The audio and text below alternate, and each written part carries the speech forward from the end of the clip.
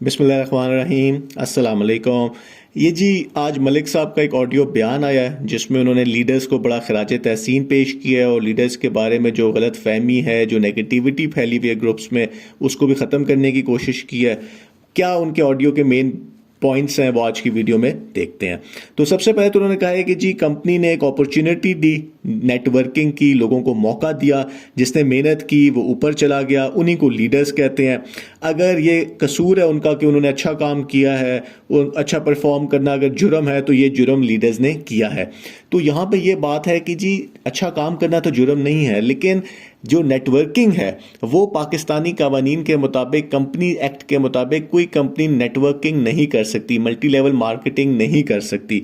तो अगर ये किया गया है तो ये एक जुर्म था, बेशक अच्छी नीयत में क्यों ना किया गया हो। दूसरा ये कि जब इन्वेस्टर से पैसे लिए गए तो उनको ये नहीं बताया गया कि ये एक नेटवर्किंग में आप पैसे लगा रहे हैं। उनको यही कहा गया था कि जी आप क्रिप्टो में पैसे लगा रहे हैं। तो लोगों को कोई सही बात ज़्यादा नहीं बताई गई थी और इसी वजह से ही, नेटवर्किंग करने की वजह से ही कानूनी मुश्किलात का भी शिकार हुए और सीईओ साहब को भी जेल में है इस टाइम के ऊपर।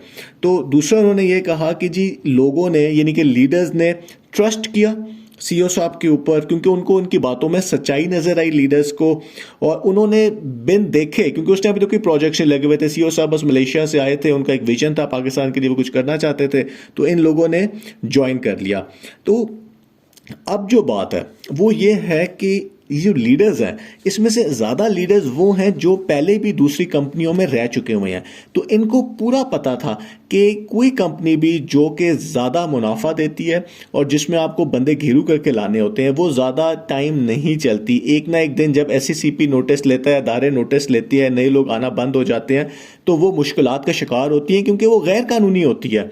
तो इन लोगों ने, इन लीडर्स ने सीईओ साहब को क्यों नहीं रोका कि आप ये काम ना करें, आप जो काम कर रहे हैं एक ना एक दिन आपने फंसना है और हम इस काम का हिस्सा नहीं बनेंगे क्योंकि ये गैर कानूनी है, पाकिस्तान में ये चीज़ नहीं हो सकती।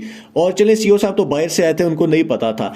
ये लोग जो कि इससे पहले दूसरी कंपनियों में शामिल रह चुके थे, लीडर्स, इन्होंने ज्वाइन तो कर लिया, लेकिन इन्होंने सीईओ साहब को क्यों नहीं रोका?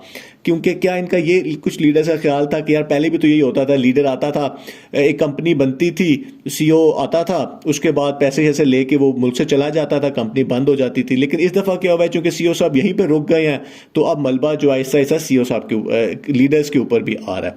फिर उन्होंने ये बताया कि जी पहले फेज में जो है, जो टॉप के लोग थे उन्होंने सारे पैसे सीईओ साहब को जमा करके दिए, अपना नेटवर्क बनाया। दूसरे फेज में जब चीज़ें लोगों को नजर आनी शुरू हुई तो उन लोगों ने पैसा, उन लोगों ने ज्वाइन किया। तो जिन लोगों ने बड़ा नेटवर्क बनाया तो उनको कंपनी ने बहुत कुछ दिया भी। कितना दिया? लीडर्स ने बहुत ज़्यादा पैसा कमाया है। वो खुद, उनकी प्रेस कॉन्फ्रेंसेस थी, उनके बयान थे कि हमने करोड़ों रुपए महीने का कमाया, उन्होंने एक घर बेचा, दो घर ले लिए। उन्होंने बताते थे कि जी पहले हमारे पास गाड़ी भी नहीं थी, अब हमारे पास गाड़ियां भी आ गई हैं, क्या क्या कुछ आ गया है। और दूसरी चीज़ ये कि सीईओ साहब ने भी कहा कि इन लोगों ने करोड़ों रुपए कमाए हैं महीने के, और इनका नाम भी नैब और एफआईए को देना चाहिए। सीईओ साहब का अपना एक बयान था, इन लोगों ने इतना कमाया। अगर इन लोगों ने इतना कमाया तो फिर नीचे वाले लोगों ने क्यों नहीं कमाया? पैसे तो थोड़ा बहुत फर्क हो सकता है, लेकिन इतना ज्यादा फर्क कि एक तरफ लोग करोड़ों कमा रहे हैं, एक तरफ लोगों को 10-10 हज़ार का भी विड्रॉ नहीं मिला, ये ना इंसाफी थी। इसी वजह से ये गवर्नमेंट जो है वो कहती है कि ये मल्टी लेवल मार्केटिंग जो है वो पाकिस्तान में लीगल नहीं हम कर रहे। अब यहाँ पे फिर उन्होंने कहा है कि जी मुश्किल आने के ऊपर जो है लीडर्स ने ही इन्वेस्टर्स के कैश बॉक्स वाली बात उन्होंने की है कि जी कैश बॉक्स से लोगों के डॉलर्स खरीदे हैं, लोगों ने लोगों को पाक रुपये दिए हैं और अभी भी उनके अकाउंट में बहुत सारे डॉलर्स हैं। तो और उन्होंने इन लोगों को विड्रॉ भी दिया है। तो ये, इसमें बात हम मान लेते हैं कि ये चीज़ हुई भी है, लोगों मिले भी हैं, लेकिन एक टाइम आया था उन्होंने भी हाथ खड़े कर दिए थे कि हम और पैसे नहीं दे सकते। और अभी भी बहुत लाखों लोग हैं, कंपनी खुद कहती है कि 5 लाख ख़ानदान है जो कि इस टाइम मसले में है। फिर उन्होंने ये कहा कि जी जब सीईओ साहब गिरफ्तार हो गए तो हमने ही, एक कंपनी पॉलिसी थी ये कि लीडर्स को अब नहीं बोलना, क्योंकि आपको पता है कि लीडर्स के ऊपर काफ़ी एक प्रेशर है। लोग बहुत कहते हैं कि जी लीडर्स खामोश हो गए, हम तो हर दूसरा मैसेज इसी चीज़ के ऊपर है कि जी लीडर खामोश हो गए, लीडर कहाँ गए।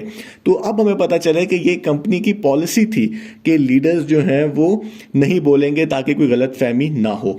और उन्होंने अच्छी बातें की हैं कि जी सीईओ साहब के साथ लोग खड़े हैं, जब वो आएंगे तो वो दोबारा स्टार्ट करेंगे, तो फिर लोग शामिल होंगे उनके साथ और लोगों की इज़्ज़त का ख्याल रखें, क्योंकि अच्छी तरीके से बात करनी चाहिए और मिलजुल के रहें।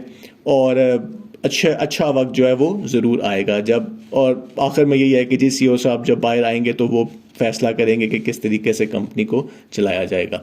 तो ये है इस टाइम के ऊपर सिचुएशन। केस डिले का शिकार है और बेल को भी इम्पोर्टेंट हो जाएगी, तो इनको बेल का ज़्यादा चांसेस लग रहे हैं कि इनको बेल मिल जाएगी। तो चलें देखते हैं कि जी आगे क्या बनता है। बहुत बहुत शुक्रिया।